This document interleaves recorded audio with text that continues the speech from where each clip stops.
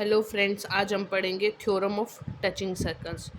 तो सबसे पहले स्टेटमेंट क्या बोल रही है यहाँ पे? If two circles touch each other their point of contact lie on the line joining there centres. ठीक है, यहाँ पे क्या बोला गया है कि अगर दो सर्कल एक दूसरे को टच कर रहे हैं तो उनके जो पॉइंट ऑफ कांटेक्ट है वो कहाँ होना चाहिए? उस लाइन पे होना चाहिए जो उनके सेंटर्स को कनेक्ट कर रही है। तो देखो, ये वाली जो लाइन होती है इसको हम क्या बोलते हैं? Common tangent. और जो ये पॉइंट होता है जहाँ पे दो सर्कल एक दूसरे को टच कर रहे हैं, एक दूसरे के कांटेक्ट में आ रहे हैं, उसको बोलते हैं कॉमन पॉइंट ऑफ कांटेक्ट। ठीक है, तो हमारी डेफिनेशन बोल रही है कि जब हम दोनों सर्कल का जब सेंटर जॉइंट कर रही हैं, ये देखो, तो जो पॉइंट ऑफ कांटेक्ट है तो वो उस लाइन पे ही आना चाहिए जहाँ से सेंटर एक दूसरे को कनेक्ट कर रहे हैं।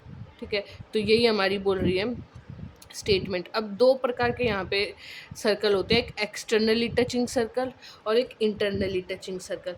एक्सटर्नली तो जब वो बाहर से एक दूसरे को टच कर रहे हैं, देखो एक सर्कल ये है, एक सर्कल ये है, ये एक दूसरे को बाहर से टच कर रहे हैं, है ना, और इनके बीच में क्या हो गया? ये हमारा कॉमन पॉइंट ऑफ कांटेक्ट। और सेकंड टाइप क्या होगा? ये वाला। यहाँ पे क्या है? Internally touching circles.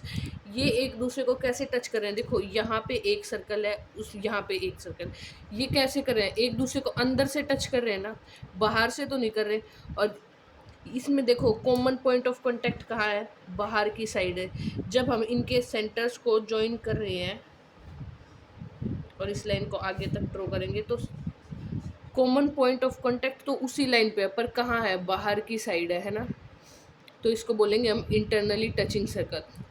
अब देखो, ये डिस्टेंस अगर हमें फाइंड आउट करना है, लेट कर लेते हैं कि इस वाले सर्कल की रेडियस क्या है हमारे पास? R1 है।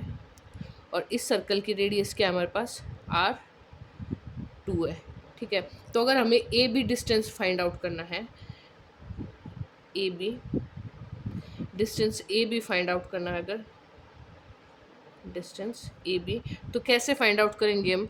R1 plus R2 sum of their radii, R1 plus R2, इसको मोड में लेंगे। ठीक है, अगर हमें ऐसे ही सिमिलरली अगर इस वाले सर्कल में अगर हमें ए बी का डिस्टेंस फाइंड आउट करना है, मतलब उनके जो सेंटर्स हैं, सेंटर्स के बीच का डिस्टेंस फाइंड आउट करना है, distance between A and B, तो यहाँ पे कैसे करेंगे हम? यहाँ पे लेट कर लेते हैं कि जो हमारा पहले वाला सर्कल था उसकी रेडियस तो है हमारे पास R1, और जो ये दूसरे वाला सर्कल है इसकी रेडियस है हमारे पास R2। तो क्या होगी? इसका डिस्टेंस क्या होगा? ए बी का डिस्टेंस R1 माइनस R2, और R1 यहाँ पे हमेशा ग्रेटर होगा किससे? R2 से। तो यही हम इसे इंटरनली और एक्सटर्नली टचिंग सर्कल में बताते हैं।